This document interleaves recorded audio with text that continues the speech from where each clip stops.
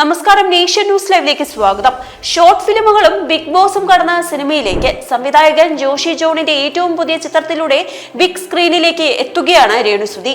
പ്രമുഖ നടൻ കൊല്ലം സുധിയുടെ ഭാര്യ എന്ന നിലയിൽ സോഷ്യൽ മീഡിയയിൽ ശ്രദ്ധ നേടിയ വ്യക്തിയാണ് രേണുസുതി. അഭിമുഖങ്ങൾ, റീൽ വീഡിയോകൾ, ഷോർട്ട് ഫിലിമുകൾ എന്നിവയിലൂടെയാണ് രേണു പ്രേക്ഷകർക്ക് പരിചിതയായതെങ്കിലും ഇന്ന് അവർ സുധിയുടെ വിധവ എന്നതിനപ്പുറം സ്വന്തമായി ഒരു സെലിബ്രിറ്റി പരിവേഷം നേടിയെടുത്തിരിക്കുന്നു.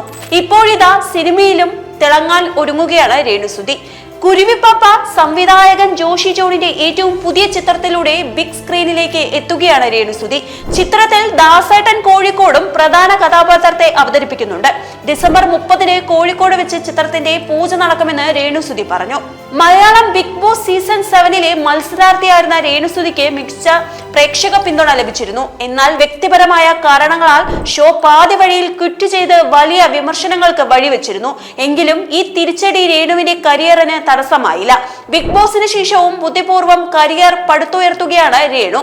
ബിഗ് ബോസിന് ശേഷവും ഉദ്ഘാടനങ്ങളും മറ്റുമായി തിരക്കിലാണ് രേണു.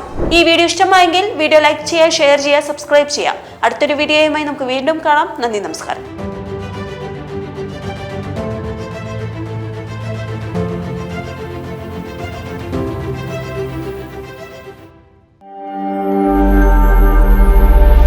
നാഷൻ ന്യൂസ് ലൈവ്, സത്യം, ചരിത്രം, വർത്തമാനം.